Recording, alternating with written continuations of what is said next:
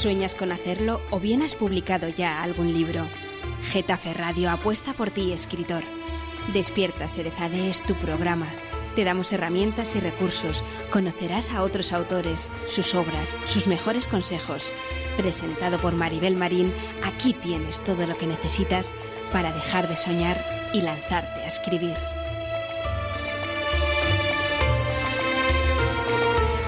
Despierta, Serezade. Deja de soñar.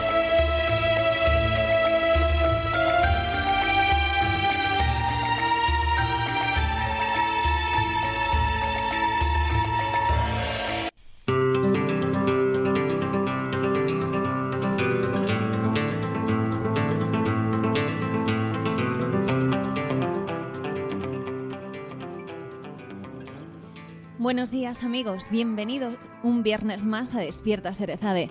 Continuamos en nuestro ciclo de novela negra, aún escuchando los ecos de este Getafe negro que hasta el martes ha convivido con nosotros. Ana María Trillo y Lorenzo Silva nos adelantaron algunas pinceladas de lo que viviríamos en las calles de nuestra ciudad. Han desfilado infinidad de autores. Hemos asistido a presentaciones de libros, mesas redondas, conferencias, cine, lecturas, debate, incluso conciertos como La Sabinada. Getafe Negro ha hecho que nos vistiéramos de gala, que fuéramos el centro de este huracán negro, dejándonos con un buen sabor de boca. Pena que lo bueno dura poco. La semana pasada descubrimos a dos autores que empezaban a destacar en este género, Ricardo Alia y Javier Jimeno.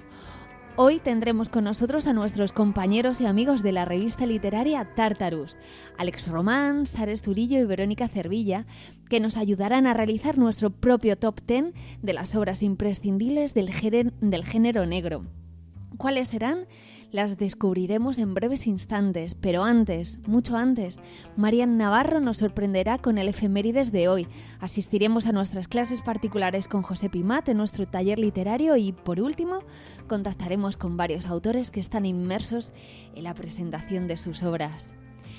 Así que aquí lo tienes todo. Vamos, sube al tren y viaja con nosotros. Serezade nos acompaña, nos guía.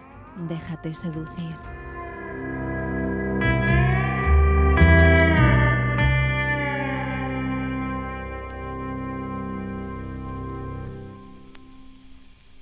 ¿Qué es Getafe Radio? Somos una radio abierta y participativa. Tenemos varios canales de participación. Puedes enviar tus notas de voz a nuestro WhatsApp 628-270526 o llamar en directo al 91764-7491 y, por supuesto, seguirnos en Twitter, @Getafe Radio o pinchar me gusta en nuestra página de Facebook. Getafe Radio, ya sabes, nos puedes escuchar en www.getaferadio.com o descargando la aplicación de Getafe Radio en tu móvil, tanto en la Play Store como en la App Store. Getafe Radio te suena.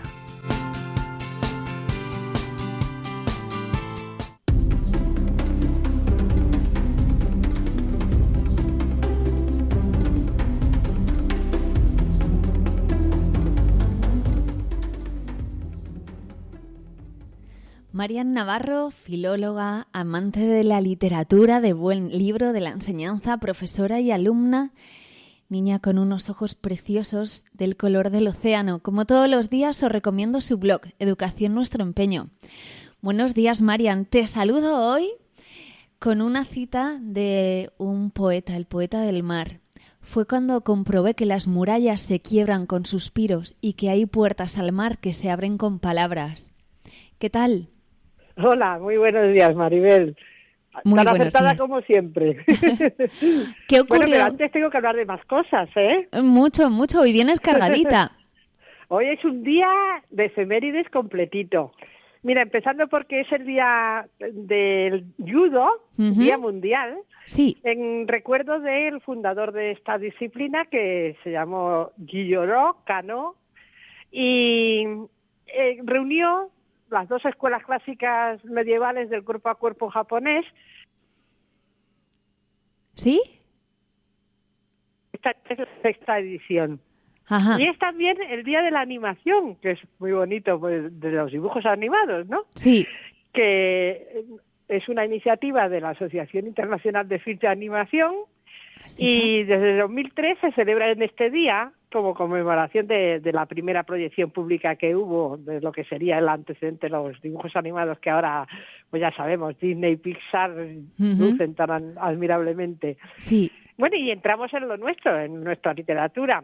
Sí. Tenemos al inefable Ramón María del Valle Inclán, dramaturgo, poeta, novelista. Todos recordamos su aspecto atildado, pero estrafalario casi, porque aunque iba muy cuidado y muy trajeado, pero esas barbas y su estilo, pues era tan peculiar como su obra. ¿Sabías que perdió un brazo en un duelo? No. Tenía tan mal genio que se peleaba con cualquiera y lo retaba, y en uno de esos duelos ni siquiera fue por arma, ni se le clavó un gemelo, fíjate, se le clavó un gemelo en un brazo y se le infectó, de tal manera que se gangrenó y tuvieron que amputarle el brazo. Hoy en día impensable, claro. Sí, mis profesores me decían que tenía muy mala leche este hombre, sí. Sí, pues bueno, todos sabemos de su obra, pues que lo que más destaca es lo que él llamó el esperpento, que él mismo definió como, literalmente, esta modalidad consiste en buscar el lado cómico en lo trágico de la vida. Y así dejó esas obras esenciales como Luces de Bohemia, Tirano Banderas o, claro, el Marqués de Bradomín con sus sonatas. De menos conocido para nosotros, porque es poeta, escritor y periodista colombiano, es Arturo Camacho Ramírez. Pero en mi blog me gusta citar todos los de lengua española, tanto la catalán, gallego, vasco, como las hablas hispanas, ¿no? Y entonces, pues siquiera citarle, porque el mismo Pablo Neruda, cuando leímos el otro día, ¿te acuerdas? En el Confieso que he vivido, la entrega del premio Nobel, pues le nombra como que acompañante en esa celebración. Arturo Camacho Ramírez. Y fallecidos en esta fecha, pues me encanta que haya tocado por fin una de esas mujeres que pasan desapercibidas detrás de un gran hombre. Sí. Dice el refrán que detrás de un gran hombre siempre hay una gran mujer, pues en este caso fue esencial. Zenobia Camprubí Aymar fue escritora, lingüista, traductora, una mujer brillantísima que quedó en segundo plano voluntariamente para no eclipsar la imagen de su marido, Juan Ramón Jiménez.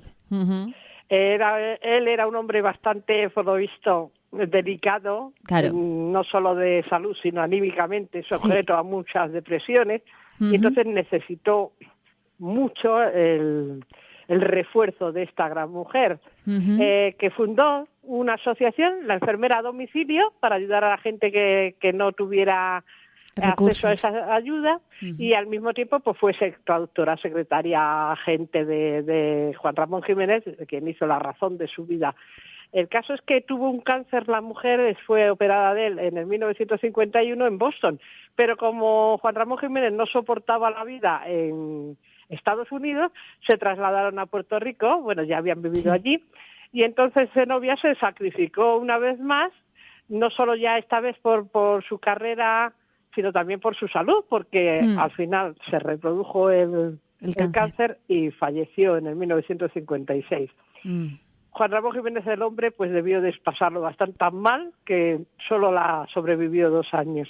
Jolín. Pero gracias a ella, pues tenemos la traducción al castellano de autores como Rabindranath Tagore y un diario, un precioso diario que se llama Juan Ramón y yo. Qué bueno.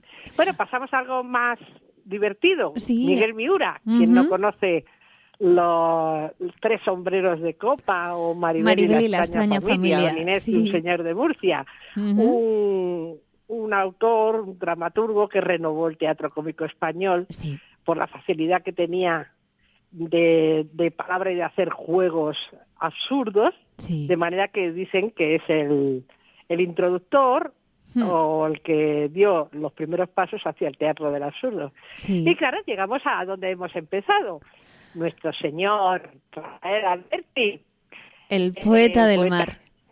Sí, poeta entre los poetas. Dicen que tiene 5 etapas: el neopopularismo, el gongorismo, el surrealismo, la poesía política y la poesía de la nostalgia. Como tuvo esta vida tan longeva y pudimos conocerle vivo, incluso allí como militante comunista en los primeros años del Senado, pues todo se nos hace cercano, ¿no? Su imagen. Sí. Obras, pues a mí me encantan precisamente la etapa política y la primera. Ujú. Resulta que padecía tuberculosis, tuvo que estar interno en Guadarrama, en un sanatorio, y el hombre echaba tanto de menos el mar que escribió Submarinero en tierra. Y tiene otros títulos como Yo era un tonto y lo que he visto me ha hecho dos tontos, o Sobre los ángeles, Entre el clavel y la espada. Sus memorias, que publicó bajo el título de La arboleda perdida, y además consiguió ser premio Miguel de Cervantes en 1983. Pero vamos a recordar esa parte que a mí me gusta tanto. ¿Te Muy parece? bien. Vamos allá. Ayúdame. Si mi voz muriera en tierra, llevadla al nivel del mar y dejadla en la ribera. Llevadla al nivel del mar, nombrad la capitana de un blanco bajel de guerra.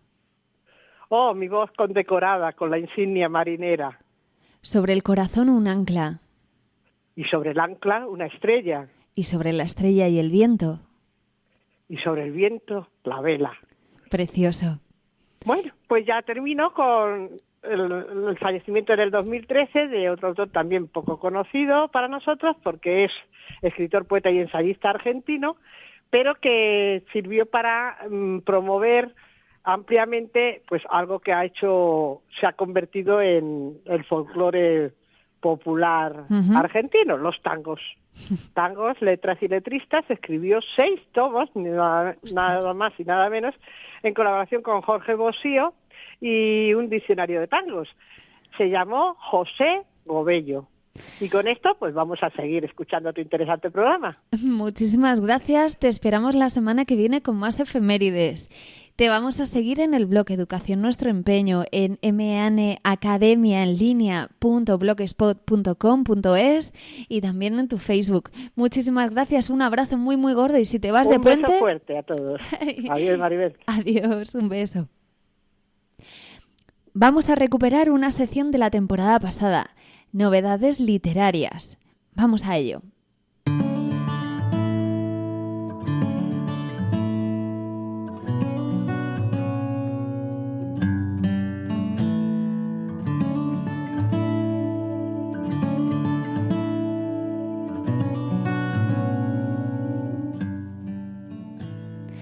Inauguramos esta nueva temporada de novedades con 2 amigos de nuestra casa, 2 autores que ya han caído bajo el embrujo de Serezade, o más bien ella se ha rendido a sus pies.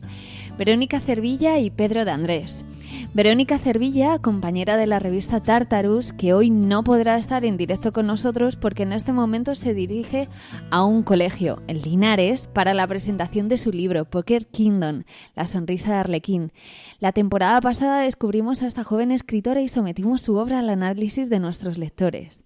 Vamos a compartir el enlace en Facebook para que todos los interesados podáis escucharlo de nuevo.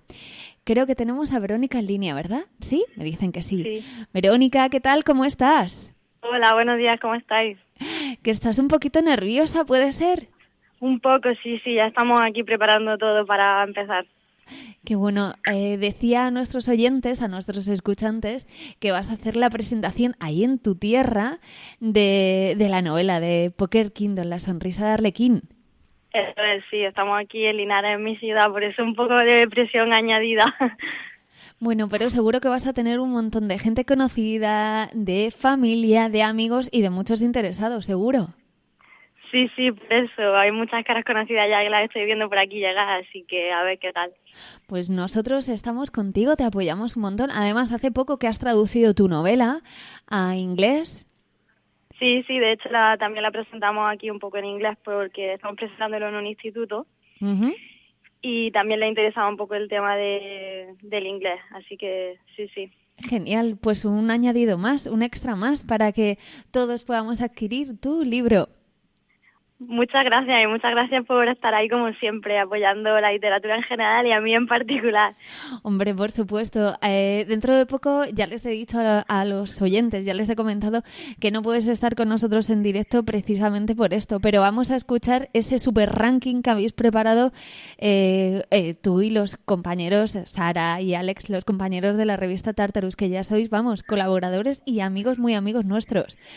Nos alegramos de eso. Sí, hoy no podíamos estar por varias cosas, una de ellas por mi presentación, pero igualmente, aunque sea un poco ahí más artificial, estaremos contando los libros que hemos elegido nosotros para este ranking. Nada, yo aseguro que está muy, muy trabajado. Mientras tanto, te deseo muchísima suerte, muchísima energía, ya tienes muchas tablas y además que es tu libro y es un buen libro. Así que un abrazo muy, muy gordo y estamos contigo de corazón. Muchísimas gracias, un abrazo a vosotros. Un abrazo, chao. Hasta luego. Continuamos con Pedro de Andrés, otro escritor inseparable que descubrimos en el ciclo de fantasía. Pedro de Andrés, autor de la balada de Brazo de Mar que reseñamos el mes pasado, nos sorprendía este pasado viernes con la presentación de una nueva novela, El libro de las historias subterráneas. Un nombre muy interesante, ¿verdad? Aquí mismo en Madrid fue la presentación, en el Hogar Vasco. Por supuesto que acudimos a la cita y ya tenemos nuestro ejemplar. Por motivos de trabajo no podemos tenerle en directo, pero aquí tenéis la conversación que hemos mantenido con él. Escuchad.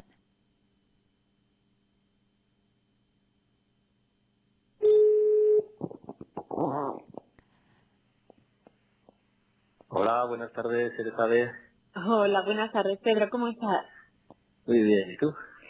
Muy bien, pues con ganas de hablar contigo porque el viernes pasado hiciste la presentación aquí en Madrid del libro de las historias subterráneas, un nuevo libro. Sí, así fue, y la verdad es que tengo todavía el recuerdo maravilloso a flor de piel, porque fue hace 5 días, pero vamos, fue una maravilla. Tuviste una buena presentadora además. Sí, y estuve con Paula de Vera, que me hizo sentir muy a gusto ahí en la mesa, con Marga, que es la editora, y luego con el público, que estuvo maravilloso, muy participativo, y es que fue una gozada de charla que se podría haber prolongado mucho más en el tiempo si nos hubiera dejado. Seguro, porque ya sabes que somos ávidos lectores muchos de nosotros, y hay mucha gente que te sigue. Cuéntame qué vamos a encontrar en el libro de las historias subterráneas, porque el nombre es súper especial, deja ahí, es muy abierto. Sí, bueno, es una novela de relatos, como yo la llamo. Tiene una historia que hila una serie de relatos de diversas temáticas, pero esta trama principal es una historia también fantástica. Entonces no me he salido mucho del género, aunque luego sí que hay relatos de diversas temáticas. Hay algún relato de crítica social, hay ciencia ficción, hay terror. Y bueno, un poco al hilo de lo que hice ya en el primer libro, en el libro de las historias suicidas, aunque es una historia totalmente independiente y con otros personajes. Y en ella, pues así para hacer un resumen muy rápido, pues es la historia de David, un ex militar con graves problemas de empatía social, que empieza a recibir misteriosos mensajes de una mujer que no conoce y que le invita a leer y más tarde a lo largo de la historia a escribir incluso sus propias historias, ¿no? Y se las intercambian. Y bueno, ahí está el misterio, ¿no? El descubrir si David conseguirá saber quién es esta Elsa y cuál es su propósito. Bueno, pues tiene muy buena pinta, parece bastante interesante. Bueno, pues lectura obligatoria y muy recomendada. Gracias. Espero que la disfrutéis tanto como yo escribiéndola y os invito pues a acompañarme en el viaje a través de los túneles del Metro de Madrid. Ojalá, porque además está basado aquí en el Metro de Madrid. Sí, así es, sí. Bueno, pues te compartimos en Facebook, te seguimos y esperamos que dentro de poquito te tengamos aquí con nosotros. Mientras tanto, muchísimas gracias y mucha enhorabuena. Muchísimas gracias a vosotros. Un abrazo muy grande. Un abrazo. Bueno, pues lo prometido es deuda. Dentro de poco someteremos su novela a nuestra rigurosa lupa. Espero que os guste.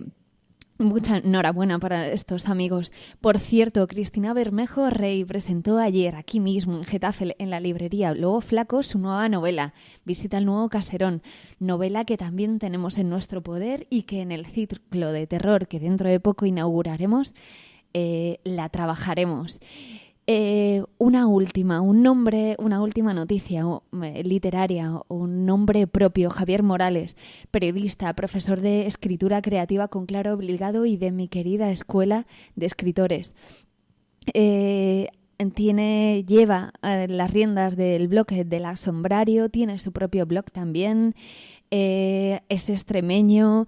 Hace poquito ha sacado un libro, Trabajar cansa, que trata sobre la cruda realidad, pareja, amor, precariedad laboral.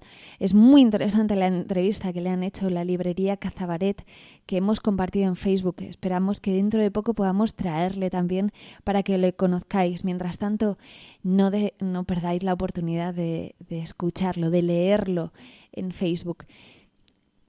Ahora sí, vamos a continuar el programa con nuestro taller literario. Vamos a contactar con nuestro querido José Pimat. ¿Qué nos traerá hoy?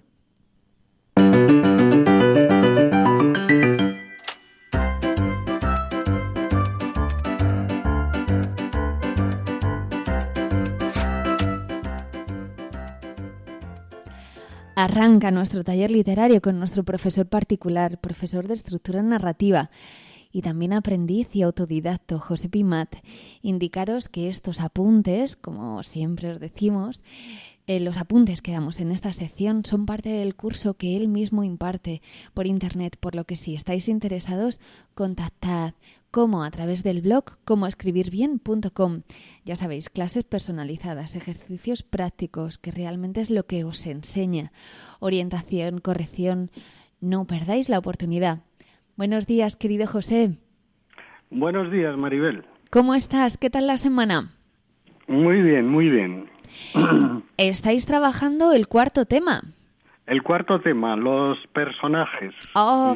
Es un tema un poco complicado porque los personajes, como sabemos, es el alma mater de toda narración. No se concibe una narración sin personajes. Y por tanto hay que trabajarlos muy bien, ¿no? Junto con el narrador. Sí, porque realmente ¿existe alguna obra que no contenga algún personaje, aunque se trate del mismo narrador? Creo que no, es imposible. Bueno, por lo que yo sé, se considera que Finnegan Wake, o como se pronuncie, de James Joyce, es una obra sin personajes, pero vaya, yo no la he leído, pero por lo que parece no tiene, vamos, es algo bastante excepcional. Es decir, es difícil imaginar pues una novela o una narración, un relato sin personajes, ¿verdad? Sí, muy, muy raro. Ok, pues vamos a ello. Vamos a definir los diferentes tipos de personajes, cómo podemos construirlos, caracterizarlos y, sobre todo, consejos, muchos consejos.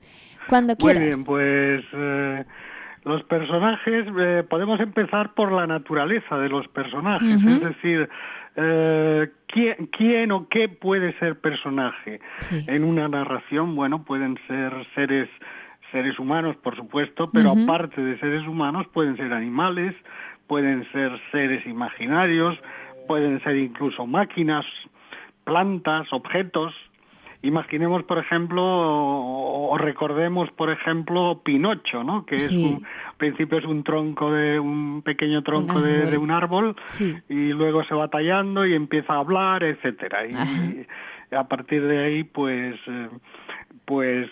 resulta un personaje pues tan humano porque siempre en cualquier tipo de personaje, sea humano o no, pues hay una proyección humana, claro, que es la que pone el autor, ¿verdad? Claro. Después, pues, ¿qué podemos decir sobre la participación de los personajes? Bueno, pues ya sabemos que hay personajes principales, personajes secundarios, y también personajes incidentales o que se llaman episódicos, ¿no? Podemos seguir también por los rasgos, por los rasgos que caracterizan a los personajes. Entonces, ¿qué encontramos? Pues los teóricos hablan de personajes planos cuando no evolucionan, cuando no se transforman, de personajes redondos cuando sí que evolucionan y se transforman durante la narración, y también de personajes tipo, o también que se les llama estereotipos, o de personajes caricaturescos, etcétera, ¿no?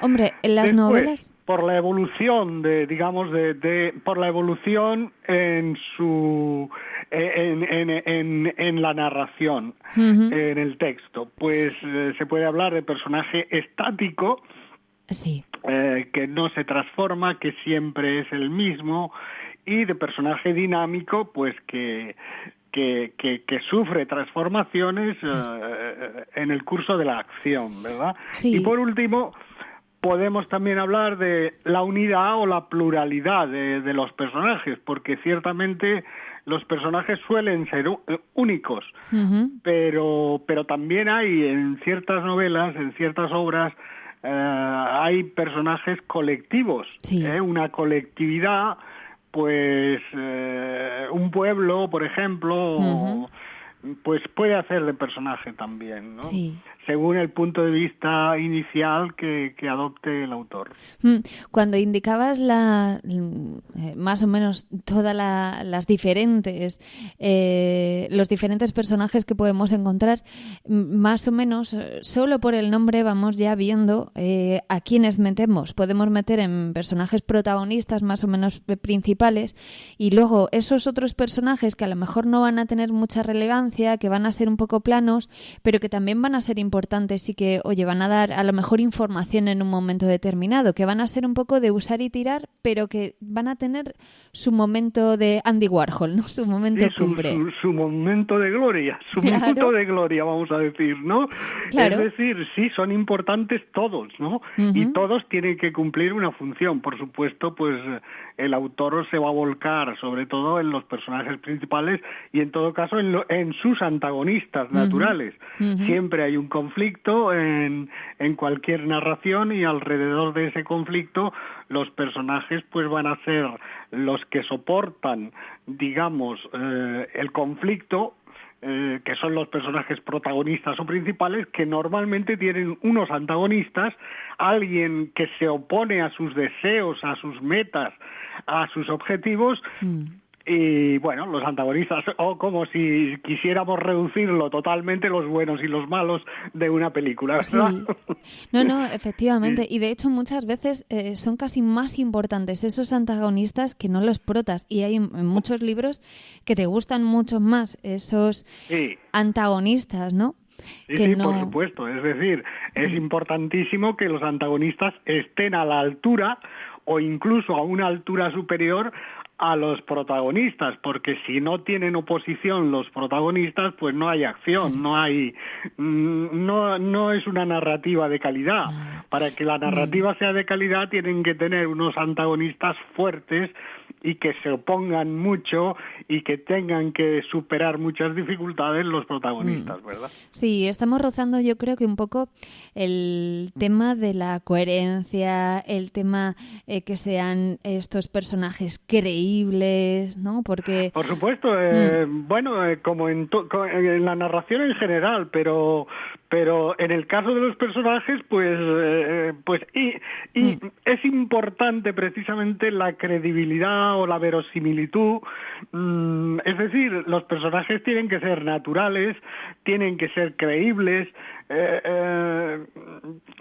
El lector nota rápidamente, sobre todo si es un lector formado, ¿verdad? Un lector que ha leído bastante y nota enseguida si el personaje pues es coherente, es creíble. Y esto, claro, es importantísimo. Yo creo que aquí hay dos puntos importantes, sobre todo la caracterización del personaje y cómo les presentas, porque si a lo mejor haces una presentación de ellos en un momento inadecuado, te lo cargas. Sí, pues sí, claro. Los personajes tienen que ser presentados en el momento justo. ¿Cómo se concibe la caracterización? Bueno, pues podemos hablar de tres aspectos fundamentales. Es decir, su aspecto físico, lógicamente, que unos autores le pueden dar más peso o menos peso, según qué tipo de novela sea. Porque, por ejemplo, en una novela psicológica, pues el autor le da menos peso a la caracterización física y más a la psicología de de los personajes, ¿verdad? Claro. Después del aspecto físico, pues está lo que dicen, a través de diálogos sobre todo, y lo que piensan, a través de las técnicas correspondientes para introducir el pensamiento o los sentimientos, etcétera, de las emociones, la emocionalidad, etcétera, de los distintos personajes, ¿verdad? Es como si conociéramos a una persona. ¿Y qué nos llama la atención cuando conocemos a una persona por primera vez? Claro. Bueno, pues su aspecto físico por un lado, qué dice esa persona por otro lado, qué es lo que nos comunica, qué es lo que nos dice, cómo habla, qué habla, y después qué piensa o qué siente, ya en un plano más psicológico. La semana pasada decía, por ejemplo, del libro de El vuelo de la serpiente de Ricardo Alia, que me gustaba mucho un personaje que es el malo. La caracterización que hace de él, que es un personaje que, aparte de estar muy bien caracterizado física y psicológicamente, es un personaje que ya tiene hasta un ritual, cuenta los pasos, o sea, eso es como un añadido más, le hace más de carne y hueso. Y era sorprendente porque no me encuentro tantos ejemplos de personajes tan cerrados, tan completos. Muy, muy bueno. Sí, o sea, claro, es responsabilidad del autor hacer que su personaje sea único, porque no olvidemos que la narrativa o la literatura en general se basa en la originalidad. Claro. Esto hay que repetirlo siempre. Se basa en la originalidad. En la narración tiene que ser original, tiene que ser distinta, tiene que ser novedosa para el lector, porque si siempre es igual, si se repite, si es repetitiva y demás, pues el lector acabará cansándose de ese tipo de narrativa, ¿no? Los buenos autores se caracterizan por eso, por ser originales, por construir, por ejemplo, ya que hablamos de personajes, por construir personajes vivos, auténticos, distintos a otros que hemos podido leer en otras novelas más convencionales, ¿no? Claro. Pues yo creo que guardamos como oro en paño tus apuntes. ¿Algún consejo más? Aunque nos has dado muchos. Si tienes alguna otra pregunta. Yo creo que pocos más, salvo algún consejo que nos quieras dar, porque está muy completo. Bueno, pues consejos, por ejemplo, ¿cómo podemos construir un personaje? Bueno, sería conveniente siempre tener fichas, ¿no? Sí. Fichas lo más completas posibles, según según la construcción que queramos hacer o la caracterización que queramos hacer del personaje, pues en estas fichas vamos a poner distintos elementos. Por ejemplo, pues empezando por su descripción física, pues alto, rubio, delgado. La ficha con datos de tipo biográfico, dónde vive, pues quiénes fueron sus padres, cómo se desarrolló su infancia, y podemos hacernos muchas preguntas. Por ejemplo, voy a poner alguna, ¿no? ¿Qué ese personaje va a sufrir cambios a lo largo de la historia? ¿Cómo de profundos van a ser esos cambios? ¿Qué busca el personaje? ¿Qué quiere lograr? ¿Cuál es su meta? ¿Cuál es su objetivo?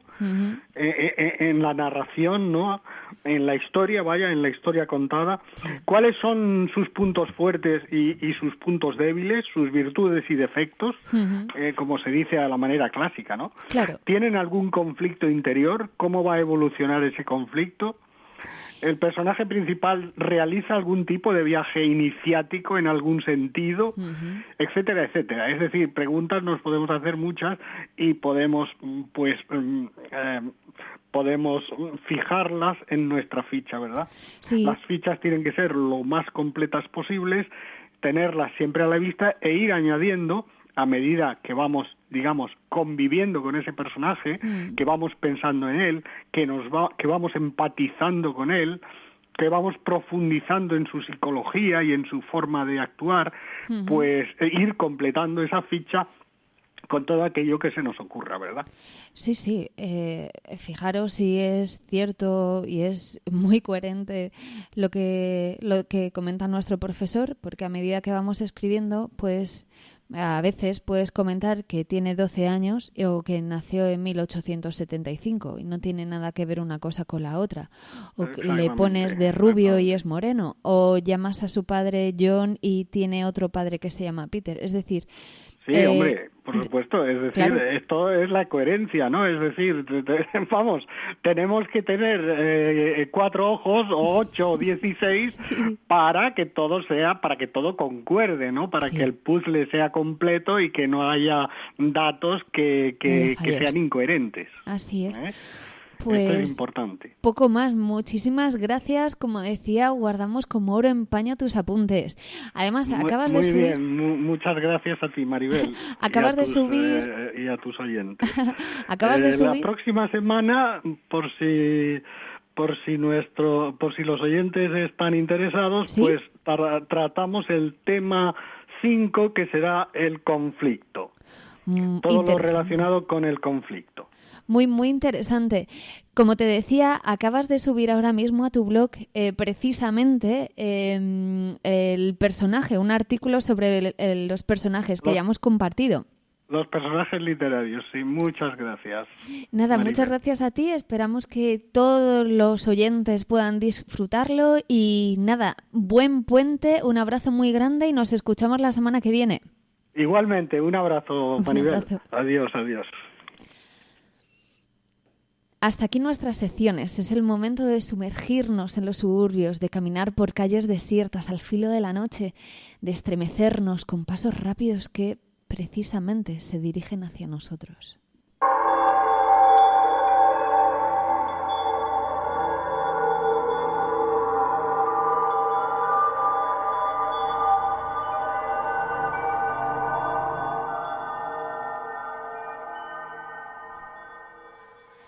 Inauguramos nuestro ciclo con grandes invitados. Lorenzo Silva y Ana María Trillo, con los que definimos este género. Continuamos con Ricardo Alia y Javier Jimeno, 2 autores que prometen. Hoy continuamos con el ranking de los imprescindibles de la novela negra, ayudados por nuestros amigos de la revista literaria Tartarus, quienes ya hicieron el top 10 de fantasía. Estos compañeros, colaboradores de nuestro programa, amigos, ávidos lectores y muy buenos escritores, han preparado para nosotros la siguiente lista que no tiene desperdicio alguno. Escuchad. Antes de iniciar nuestra lista con el número 10, decir, igual que hicimos la pasada vez con la novela fantástica, cuando iniciamos también nuestro ranking, decir que no se trata tanto de un ranking de mejores y peores, sino que sencillamente es una lista de imprescindibles, de aquellos libros que nosotros como lectores gustosos de novela negra recomendaríamos a cualquier amigo, a cualquiera que nos oiga en este caso, pues aquellos títulos que si están buscando algo que leer sobre, en este caso, novela negra, bueno, pues esto podría ser lo que fuera considerado imprescindible. Y igual que hicimos la otra vez, vamos a empezar el número 10 eligiendo el título más reciente, por ofrecer algo diferente o algo que quizá la gente podría no esperarse en un ranking en el que a priori lo que todos esperamos encontrar son los grandes clásicos del género. Así que por ofrecer algo diferente, igualmente, en este caso en el número 10 nos vamos a un título muy nuevo, un título que fue publicado en el año 2012, ayer tarde, y que se llama La verdad sobre el caso Harry Quebert, y es del escritor Joel Dicker. La verdad que es un libro que se ha vendido fantásticamente bien, se ha convertido en un bestseller, así que es posible que muchos amantes de la novela negra ya lo conozcan. Pero por si acaso todavía quedará quien no, bueno, pues lo recomendamos desde aquí por ser una novela negra bastante interesante, ya no solo por la historia que construye alrededor de un asesinato que evidentemente hay que resolver y que todos estamos deseando a lo largo de la novela conocer a fondo, sino que al mismo tiempo se nos ofrece desde una perspectiva que a los amantes de la literatura nos va a encantar, que es desde la posición de un escritor. Al mismo tiempo que intentamos descubrir los entresijos del crimen, intentamos devanarnos un poco los sesos como lectores y como escritores. y enfrentarnos a esa posición del escritor de la página en blanco, de no saber qué hacer, de no saber si te sientes escritor del todo. Esas dos historias se van construyendo de forma paralela y para el que guste no solo de la novela negra, sino también de la reflexión sobre la literatura, va a ser una maravilla. Así que la recomendamos sin duda.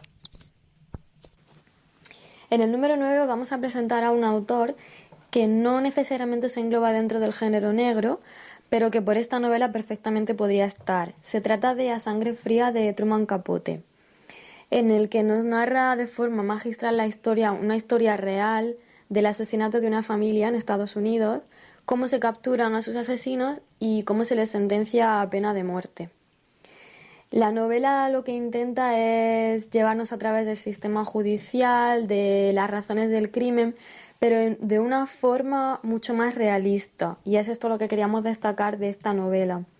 Es una novela que se llegó a denominar novela testimonio por la parte de narrativa tradicional mezclada casi con el periodismo.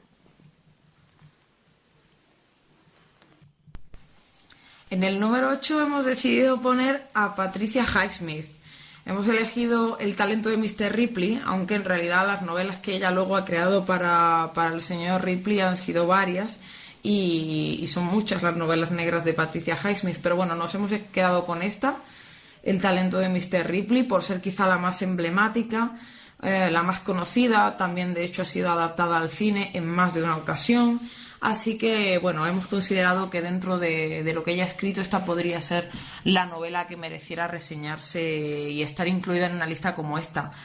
En El talento de Mr. Ripley lo que tenemos es una novela negra con la particularidad de que está contada desde la perspectiva interna del propio psicópata del caso, del propio asesino. Es el asesino el que nos va a mostrar su propia percepción. De hecho, cuando Patricia Highsmith escribía El talento de Mr. Ripley, ella decía que lo que quería conseguir era un psicópata que cayera bien a la gente. Y en gran medida lo consigue muy bien. La forma en que consigue introducirnos en la psicología de Ripley es asombrosa y merece una lectura y dos, de hecho. Y al mismo tiempo que recomiendo eso, recomendaría incluso ver las diferentes adaptaciones que se han hecho al cine de esta novela, porque nos pueden dar visiones, aparte de que ofrecen visiones muy diferentes, nos pueden dar una nueva perspectiva acerca de cómo acercarnos a esta novela y de cómo revisar esta complejísima personalidad que implica a Ripley y que Patricia Highsmith construye fantásticamente. En el séptimo lugar, El cartero siempre llama dos veces, de James M. Cain. Otra novela que merece ser destacada por su narrativa de acción breve, como suele ser habitual en el estilo anglosajón, y su contenido violento y sexual, que llevó a que el libro estuviera prohibido en la ciudad de Boston. Quizás la conozcas por el famoso remake que se hizo para el cine con Jack Nicholson y Jessica Lange. Es un referente dentro del género negro en el siglo XX. De nuevo, inspiración para la adaptación al cine. Sorprende su corta extensión, con apenas unas 100 páginas. Pero James M. Cain lo remata con giros de la trama inesperados y un final inesperado que sorprenderá. En el número 6 vamos a hacer también un inciso en la narrativa negra norteamericana y vamos a presentar a 3 autores. Son 3 autores que perfilan lo que ahora mismo conocemos como novela negra en su totalidad, los que le dan el toque de narrativa norteamericana que vemos ahora en las películas de este género, la parte violenta, la ambientación en los bajos fondos de la sociedad. Entonces, en primer lugar, vamos a presentar El halcón maltés de Dashiell Hammett, que es uno de los grandes iconos de la novela negra y que fue detective privado en la vida real. La novela fue publicada en los años 30 y cuenta la historia de El halcón maltés, que hace referencia a una joya milenaria de tiempos de Carlos V, que en la novela es buscada por un grupo de delincuentes. De esta novela destaca su personaje más famoso, el detective Sam Spade, a quien nos presenta como un hombre con poco aprecio por la vida y mucho por el dinero. Nuestro segundo autor que os queremos presentar es Raymond Chandler con El sueño eterno. Raymond Chandler se considera un escritor influenciado bastante por las obras de Hammett, pero le da a la prosa un estilo más estético para estar en la novela negra policíaca y un toque irónico y cínico en su forma de narrar. Y por último, otro representante de la narrativa norteamericana, anglosajona, sería Graham Greene con El americano tranquilo.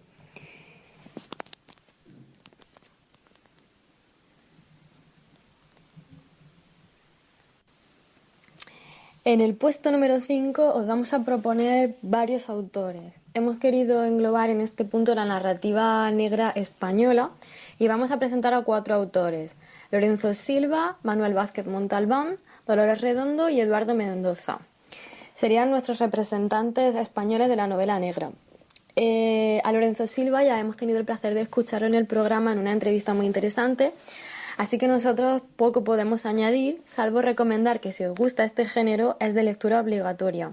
Por mencionar alguna de sus novelas, os vamos a dejar con El alquimista impaciente, con quizás sus 2 personajes más conocidos, que son la pareja de guardias civiles Bevilacqua y Chamorro.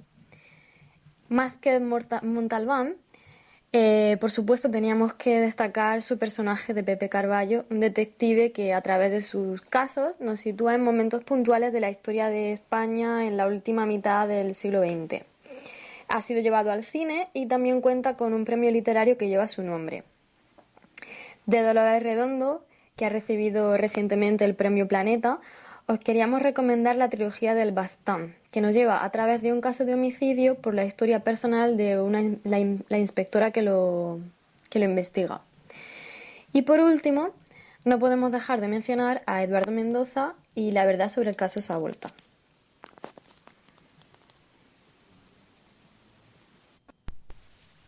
En el número 4 hemos vuelto a hacer un poquito de trampa. Porque, bueno, al final en solo 10 títulos nos falta espacio para poder decir todos los títulos y todos los autores que quisiéramos.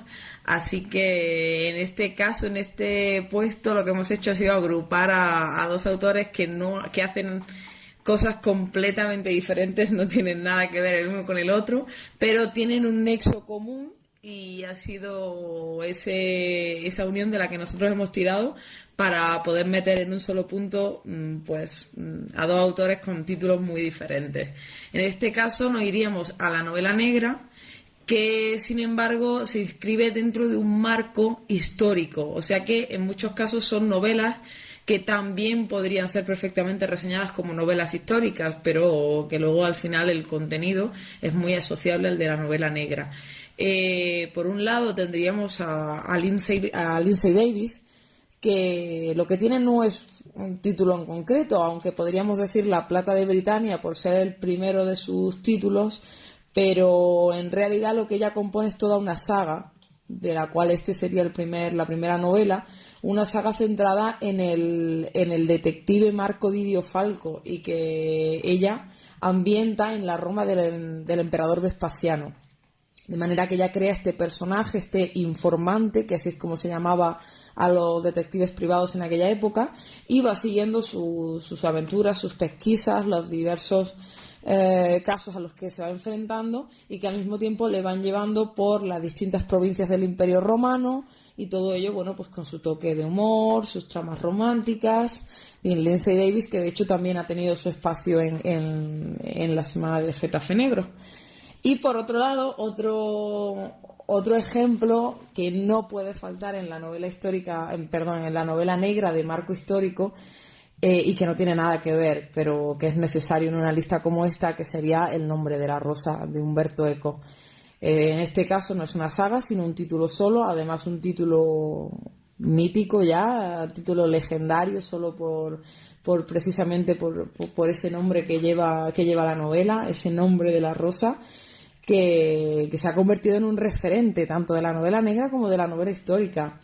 Parte de todo el bagaje que conlleva Umberto Eco como semiólogo, como literato, como escritor, como estudioso del medievo. Bueno, pues en este caso él nos lleva al marco de un monasterio medieval y allí nos mete en una estructura de novela negra clásica, una serie de asesinatos y una figura del sabio, que sería en este caso el personaje de Guillermo de Baskerville, y que es el que al mismo tiempo va acompañado por un pupilo, que en este caso es Atso, y en este caso igualmente es el pupilo el que nos va contando desde sus ojos de chico inexperto que no entiende muy bien todo lo que está haciendo su maestro, pues nos va contando cómo va resolviendo estos crímenes que están asolando el monasterio y que están dejando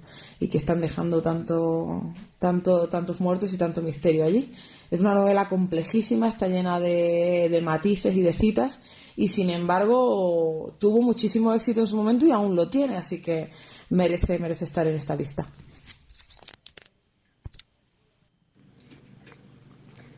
En tercer lugar, 10 negritos, de Agatha Christie, por la genialidad de la idea, porque ha sido uno de los libros más vendidos de todos los tiempos, porque aún se siguen haciendo películas y juegos de mesa basados en esta genial novela. Como curiosidad, cabe mencionar que el título hace referencia a una canción infantil. Por si alguien todavía no lo ha leído, la novela cuenta la historia de un grupo de 10 personas que en el pasado escaparon de un castigo por haberse visto implicados en la muerte de alguien.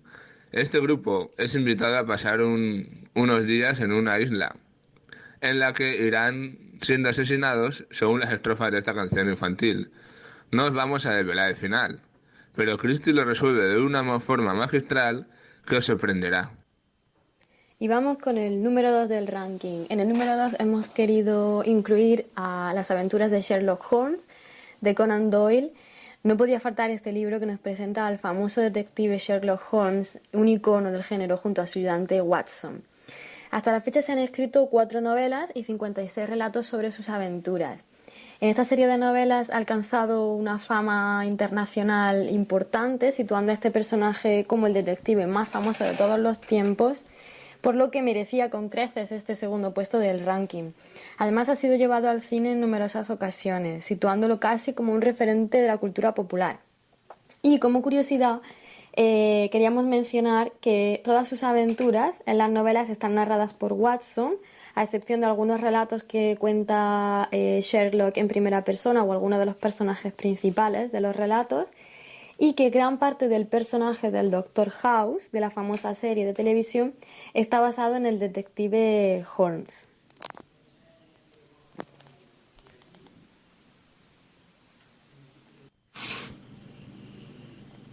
Y en primer lugar, Los crímenes de la calle Morgue, de Edgar Allan Poe. En realidad, podría ser cualquiera de las historias de detectives de Poe.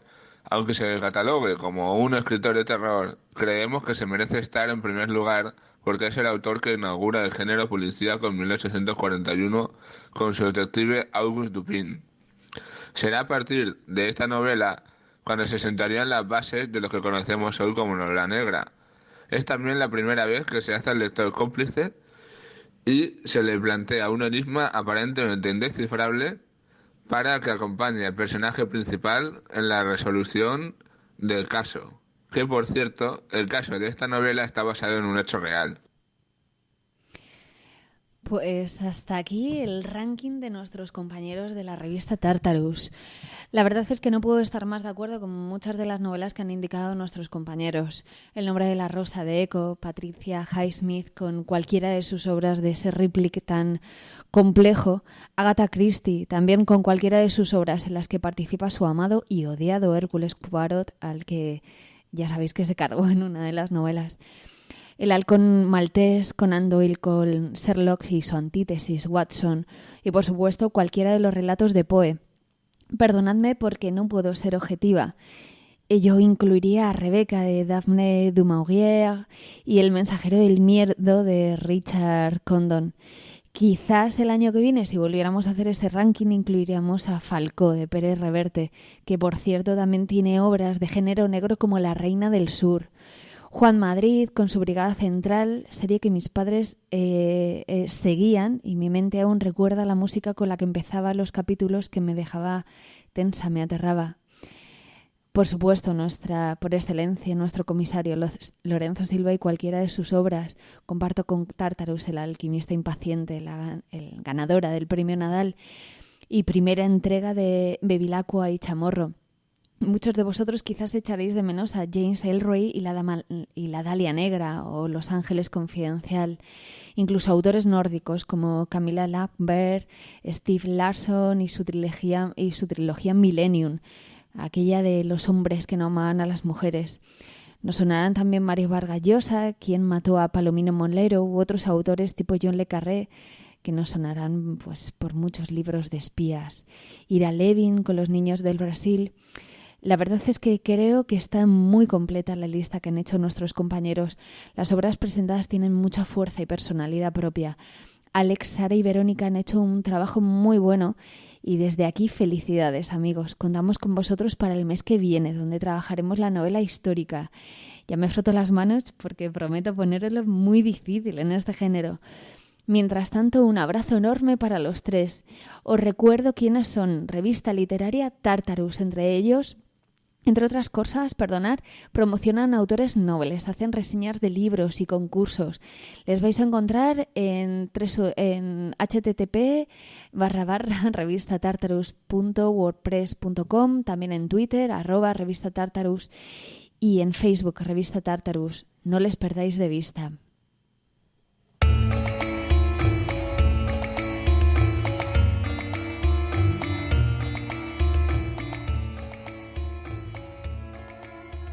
Hasta aquí nuestro programa de hoy. Ha sido un placer contar con estos grandes compañeros que nos vamos encontrando en el camino. Espero y deseo que os vayáis sumando muchos más. Recordad que estamos aquí por y para vosotros, escritores. Seáis quien seáis, aquí tenéis vuestro espacio. Os esperamos. La semana que viene pondremos el broche final a nuestro ciclo de novela negra. Contaremos con más efemérides, más del taller literario.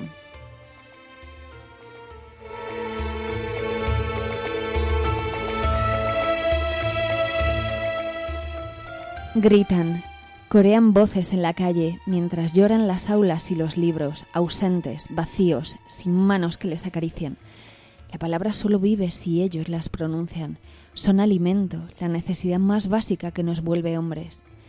Dijo Alberti, la libertad no la tienen los que no tienen su sed. No dejemos que se cierre esta fuente, no dejemos que se seque. No pueden convertirse en marionetas rotas al soplo del viento.